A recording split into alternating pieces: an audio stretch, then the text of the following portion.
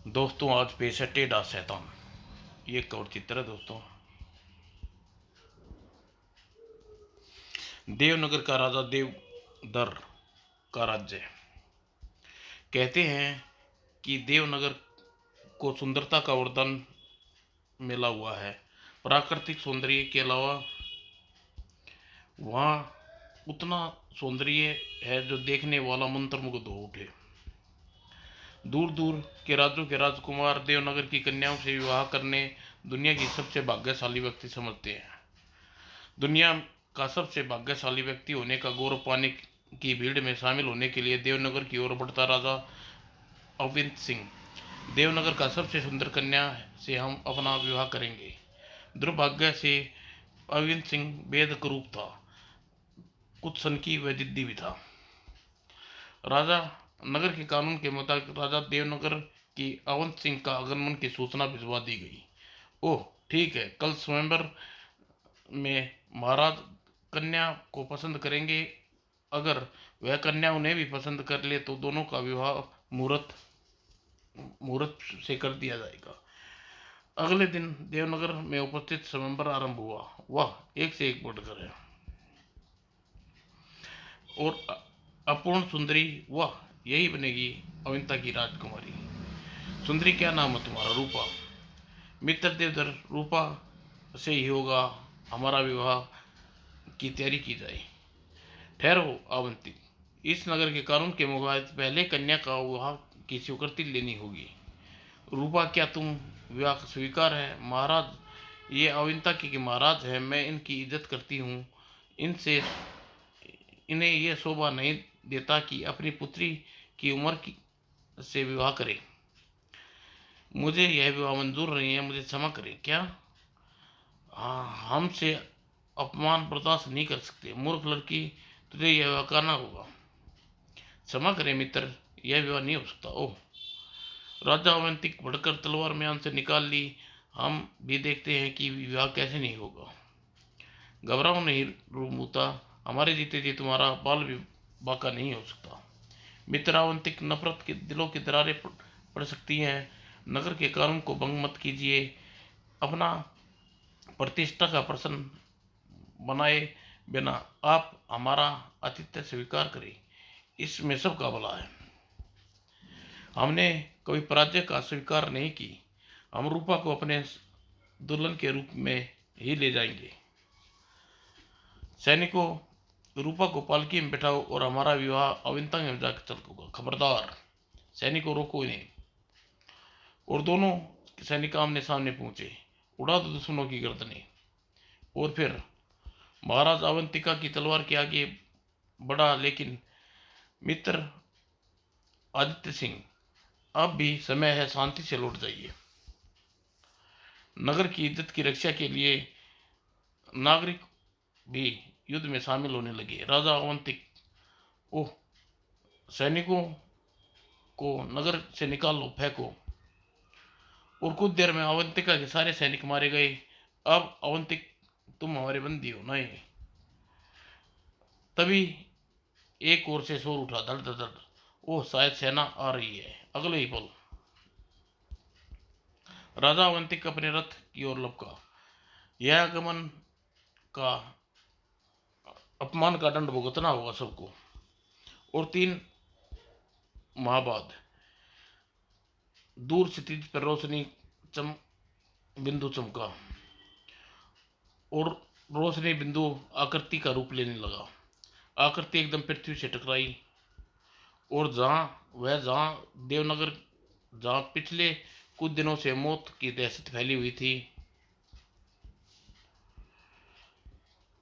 सौंदर्य की पुजारी टेढ़ा शैतान। टेढ़ा शैतान आ गया? ओह नहीं! हा हा हा, सुंदरता जन्म लेती है, वहीं पहुंच जाता टेढ़ा शैतान। घबराओ नहीं, मैं तुम्हें मारने नहीं बल्कि एक सुंदर राज्य की निर्माण करने के लिए तुम्हें अपने साथ ले जाने आया हूँ। हाँ, बचाओ बचाओ टेढ़ा शैतान, टेढ़ा शैतान। उफ! शैतान फिर कुछ लड़कियों को ले गया है। अगर यही हाल रहा तो देवनगर की स्त्री जाति का विनाश हो जाएगा। किंतु हम भी क्या कर सकते हैं? टेढ़ा शैतान से टकराना अपनी मृत्यु को दाव देना है। आह, काश भगवान ने हमें देवनगर की स्त्री को इतना सुंदर न दिया होता। मुझे टेढ़ा शैतान अपने नगर की स्त्रियों की रक्षा करने का उपाय सूझ रख गया। जल्दी ही अपने नगर की इज्जत बचाने के लिए कुछ भी कर सकते हैं। टेढ़ा शैतान सौंदर्य का पुजारी है। अगर देवनगर की स्त्रियां सुंदर न रहे तो टेढ़ा शैतान पुण्य यहाँ कदम न रखे। लेकिन यह कैसे स्त्री सुंदर कैसब का बड़ा आभूषण है, फिर अगर वह नहीं होता तो समझने की चेष्टा करो। यो अगर स्त्रियां ही न रही तो ऐसा सौंदर्य देवनगर में शमशान बन जाएगा। केवल कुछ ही दिनों की तो बात है। आप बताइए काका, टेढ़ा शैतान के हाथों मृत्यु या नरक की जिंदगी से बेहतर है हम कुछ दिन कुरूपता का जीवन आप जिए। तो फिर सारे नगर की स्त्रियां सावधान कर दो, सदम भेष में अपने अपने घरों से बाहर निकले। और उस दिन की देवनगर मानव सुंदरता लुप्त हो गई। न जाने कब तक हमें चंडालिया का रूप सदम भेष बनाए रखना होगा। काश कोई ऐसा योद्धा होता जिसे टेढ़ा शैतान के जुल्म से निजात दिला देता। फिक्र ना करो रूपा सकी, टेढ़ा शैतान अब हमें देखते ही भाग जाएगा या प्राण त्याग देगा। तभी बादलों की गड़गड़ाहट एक चीख गूंजी, नहीं नहीं, यह नहीं हो सकता। उप, यह आवाज कैसी? इस बार वह नगर मैं तबाह कर दूंगा। जहाँ सौंदर्य नहीं वहाँ जीवन का नामो निशान मिटा दूंगा। ये तो पागल हो गया है, भागो वरना ये मार डालेगा। और टेढ़ा शैतान पाँव का एक जबरदस्त चोट धरती पे की, बचाओ। और नगर में हलचल मच गई। लगता है कोई ज्वालामुखी फट गड़ा है, भागो नहीं, भागो अब यह नजर नहीं बचेगा। और टेढ़ा शैतान प्रलय मचाता हुआ आगे बढ़ गया। टेढ़ा शैतान सुंदरियों का पुजारी था, केवल सुंदरी का हा हा, वह हमारी तरफ बढ़ रहा है, अब हम नहीं बचेंगे। और टेढ़ा शैतान पाँव उठाया, नहीं बेरहम हत्यारे रुक जा, भागो तुम सब, भाग जाओ जल्दी, भागो। मूर्ख लड़की क्या कर रही है? प्राण बचाना चाहती तो भाग। नहीं, मैं अपने अज्ञात मददगार की जोखिम में छोड़कर नहीं भाग सकती। और अगले ही पल अज्ञात मददगार ने अपने अतुल बल का प्रयोग करते हुए टेढ़ा शैतान को उछाल फेंका। उप, रूपा भागो। और फिर जैसे ही रूपा जल में अपना चेहरा बाहर निकाला, उप, अतिशय सुंदरी। ओह, लगता है अज्ञात मददगार भाग भाग चलो। युवक को देखते ही चौंक पड़ी रूपा। क्या हुआ आपको? हम संकट में हैं। ओह रूपा तुम? और नहीं। उप, इससे पूर्व वह अज्ञात मददगार तलवार निकालता, बचाओ अज्ञात मददगार बचाओ। ओह, युवक को होश आया। नौजवान तुम ठीक तो हो ना? आह, मगर रूपा, मैं अपनी लाख चेष्टाओं के पश्चात भी रूपा को उस से नहीं बचा सका। हमें यह सब पता चल चुका है नौजवान, इन लड़कियों ने हमें सब कुछ बता दिया। तुमने अपने अद्भुत शौर्य का परिचय देते हुए हमारे नगर की कई कन्या के प्राण बचाए हैं, लेकिन हम यह भी नहीं मालूम कि कौन हो, कहाँ से आए हो। मेरा नाम राजकुमार है महाराज, और मैं अवंत का पुत्र हूँ। ओह राजा अवंत सिंह, ओह क्या बात है महाराज, मुझसे कोई भूल हुई? नहीं नहीं राजकुमार, कोई बात नहीं है, तुम हमारे अतिथि हो राजकुमार, तुम्हें हमारे साथ महल चलना होगा। क्षमा करें महाराज, मैं तो अपने पिता की तलाश में यहाँ से गुजर रहा था, किंतु यहाँ संकट देखकर मैंने निश्चित किया कि जब तक वह टेढ़ा शैतान को मारकर नगर का आतंक मुक्त नहीं कर दूंगा तब तक चैन नहीं बैठूंगा। पिताजी की तलाश में? तो क्या तुम्हारे पिताजी अवंत सिंह? हाँ महाराज, वे आज से 3 माह पूर्व सैनिकों के साथ नगर की ओर विवाह के लिए कूच कर गए थे। और तब से आज तक उनका कोई पता नहीं चला। मैं भी कई दिनों से उनकी तलाश में दर दर भटकता फिर रहा हूँ, लेकिन पता नहीं इस समय कहाँ हैं और कैसे होंगे। ओह, इसका मतलब हार से शर्मिंदा से बचने के लिए वो महल वापस नहीं पहुंचे। मैं समझा नहीं महाराज। राजा देदर ने राजा राजकुमार को सारी बात कह सुनाई। वो पिताजी इतने नीचे गिर जाएंगे, ये तो मैंने सोचा भी नहीं था। जो हो गया उसे होनी समझ कर भूल जाओ राजकुमार। तुम्हारे पिताजी एक दिन अवश्य मिल जाएंगे और उनकी तलाश में सैनिकों को विभिन्न दिशा में भेजता हूँ। तब फिर मुझे आज्ञा दीजिए महाराज, मैं जल्दी ही अपना कार्य निपटा लेना चाहता हूँ। किंतु महाराज राजकुमार, यह कार्य कितना सरल नहीं है। जब तक चाहे मेरी जान ही क्यों न चली जाए, जब तक मैं टेढ़ा शैतान का रहस्य नहीं जान लूंगा, क्या तुम इसी पुण्य से मुझे तुम्हारे पिताजी भी मिल जाएं और दुख ही दुख में तीन माताएं का हालत मुझसे देखी नहीं जाती। महाराज, ईश्वर तुम्हारी मनोकामना पूर्ण करे पुत्र। राजकुमार सबसे सबसे इजाजत लेकर चल पड़ा। अब हमें यहाँ वापस नगर चलना चाहिए। टेढ़ा शैतान की तबाही के कारण हुए आहत हुए लोगों को बीच मदद से हमारा होना अति आवश्यक है। और राजकुमार तेजी से आगे बढ़ता जा रहा था। टेढ़ा शैतान इसी दिशा में जाकर गायब हुआ है, इसी दिशा में अपनी तलाश आरंभ करनी होगी। अचानक उसकी एक जगह अटकी। अरे यह क्या, वो तो रूपा ने पहना था। इसका मतलब मैं ठीक दिशा में आगे बढ़ रहा हूँ। अरे वो इतनी विशाल छिपकली, अगर यह अगर मुझे इसे आगे बढ़ने से न रोका तो ये बेचारे सन्यासी को खा जाएगी। छिपकली रानी, मुनिवर का भोजन नहीं है, जाओ मुझे खाने का प्रयास प्रयास करो। लो देखो मेरी तरफ। हाँ हाँ छिपकली रानी, आओ मुझे खाकर अपनी श्रद्धा शांत करो। और फिर आते फटकाने के लिए तैयार हो आ। विशाल छिपकली ने तेजी से राजकुमार को निकलने के लिए आगे बढ़ी। मुझे पता नहीं पाओगी छिपकली, दुष्ट छिपकली। और राजकुमार खुले मुंह में कूद पड़ा और छिपकली ने भयंकर उंकार भरते हुए एक झटके में अपना मुंह बंद कर लिया। और अगले ही पल विशाल छिपकली ने दर्द से चिंगारी और राजकुमार को बाहर उगल दिया। घायल छिपकली इस बार अधिक भयानक ढंग से राजकुमार पर झपटी। ओह, अब तो मुझे और खतरनाक हो उठी है। खचाक। और राजकुमार ने आश्चर्य के साथ गर्दन घुमाकर देखा। ओह, तो यह चमत्कार गुरुदेव का है। प्रणाम गुरुदेव। चिरंजीव रहो पुत्र। आज अगर तुम समय पर न पहुंचते तो यह भयानक जीव हमारी रक्षा न करते तो हमारी तपस्या भंग हो गई जाती। अब वह तपस्या का पुण्य भी तुम्हें मिलेगा। उत्तर दिशा की ओर आप बढ़ो, तुम्हारा मनोकामना पूर्ण होगी। अब मुझे आज्ञा दे।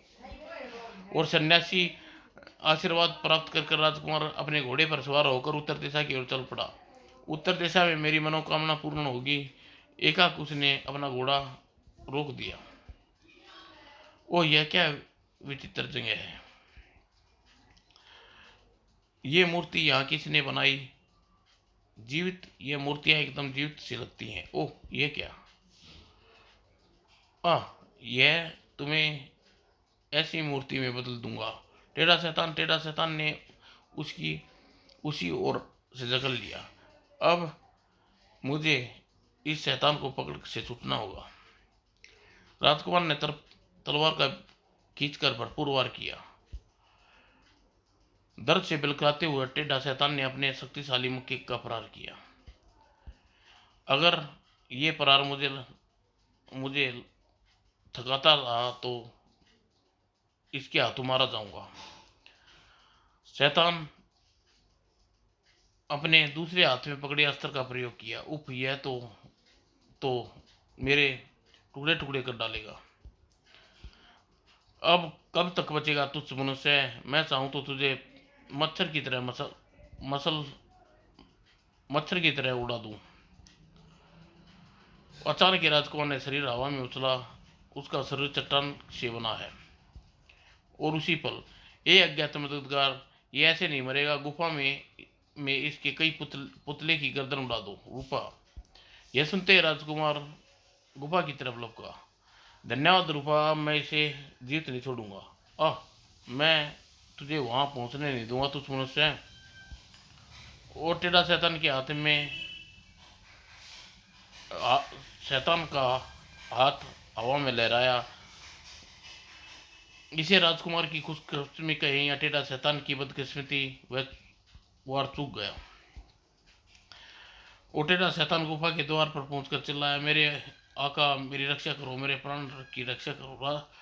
उधर राजकुमार भीतर पहुंचा और सहसा ठिनक गया। यह मूर्ति है यह रही मूर्ति शैतान की मूर्ति। जल्दी करो अज्ञात करो, ये अज्ञात मददगार, उड़ा दो गर्दन। आका मेरे प्राणों की रक्षा करो, तेरे प्राणों की रक्षा अब कोई नहीं कर सकता दुष्ट शैतान। यह देख तेरी मूर्ति की गर्दन मेरे तेरे ही दो टुकड़े मिलेंगे। लेकिन इससे पूर्व राजकुमार की तलवार मूर्ति के दो टुकड़े कर देती। नहीं, कोई इस मूर्ति की गर्दन को इतनी आसानी से नहीं टूटने दूंगा मैं। नहीं, ओहो। और अचानक राजकुमार आक्रमण की सूरत देखकर बुरी तरह चौंका। पिताजी राजकुमार, ओ बेटा तुम यहाँ, कैसा अनर्थ हो गया मेरे हाथों। नहीं नहीं, नहीं नहीं पुत्र, उप ये तुम थे। तुम पर वार करने से पूर्व मेरे हाथ क्यों नहीं कट गई। पिताजी आपने तो वार अपने दुश्मन पर किया था। नहीं भगवान, उसे बचा लो, बचा लो भगवान। नहीं पुत्र, तुम्हें कुछ नहीं होगा। ईश्वर के गुनाहों का दंड तुम्हें हरगिज नहीं दे सकता। अब आपने ऐसा क्यों किया पिताजी। मैं पागल हो गया था पुत्र, अपना अपमान नहीं सहन कर सका। मुझे सुंदरता से नफरत हो गई थी। हार से शर्मिंदा से बचने के लिए मैं वन वन भटकता रहा। एक दिन, अरे यह कौन घायल पड़ा है। घायल जंगली जानवरों ने इसकी ये गत बनाई है। अब पानी, मैंने उसके निकट बहती नदी से पानी लाकर पिलाया। तुम कौन हो और तुम्हारी ये हालत कैसे हो गई। मैं राक्षस नगरी का तर संस्कृत करने निकला गया राक्षस हूँ मैं। मेरा कसूर केवल इतना था कि मनुष्य जाति की कन्या से विवाह करना चाहता था दोस्त। पर उस तरफ निकट ही मेरी मृत्यु के पश्चात तुम वहां जाओगे तो तुम्हें टेढ़ा शैतान मिलेगा। यह माला का धारक का आदेश मानेगा और राक्षस जाति में मेरी मृत्यु का प्रतिशोध लेना। लेकिन याद रखना, अगर माला टूट गई तो टेढ़ा शैतान किसी को नहीं छोड़ेगा। और राक्षस की मृत्यु के पश्चात गुफा में आ पहुंचा। आगा, मैं मेरे लिए क्या हुक्म है। वो टेढ़ा शैतान, मैं राक्षस से प्रतिशोध की मूर्ति मैं राक्षस की प्रतिशोध की मूर्ति बात भूल गया। अगर मैं देवनगर के नागरिकों व राजा देवधर को अपना अपमान का प्रतिशोध लूंगा। मैं उसे सौंदर्य का पुजारी बनाया, लेकिन नहीं जानता था एक दिन अपने ही पुत्र की हत्या कर बैठूंगा। आप पापों का प्रायश्चित करें पिताजी, रूपा को स्वतंत्र कर दें। हाँ बेटा, मैं ऐसा ही करूंगा। राजा अरविंद ने रूपा को स्वतंत्र किया। राजकुमार, तभी राजा अरविंद के गले में पड़ी माला एक चट्टान से अटक कर टूट गई। तभी हा तुम सबकी कब्रें गुफाओं में बना दूंगा।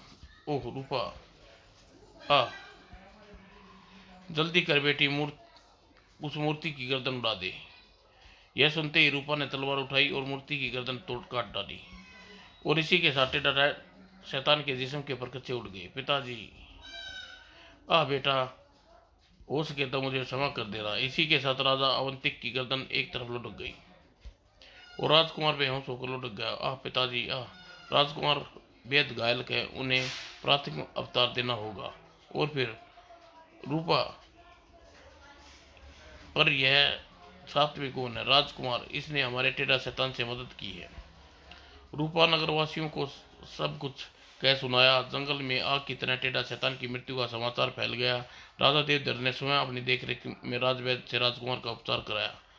नगर के चारों ओर स्वस्थ और मंगल कामनाएं की जाने लगी। परिणाम स्वरूप आह मैं कहाँ हूँ, राजकुमार होश में आ गए और इसके और इस प्रकार एक दिन मुहूर्त पर राजकुमार रूपा से विवाह हो गया। समाप्त दोस्तों।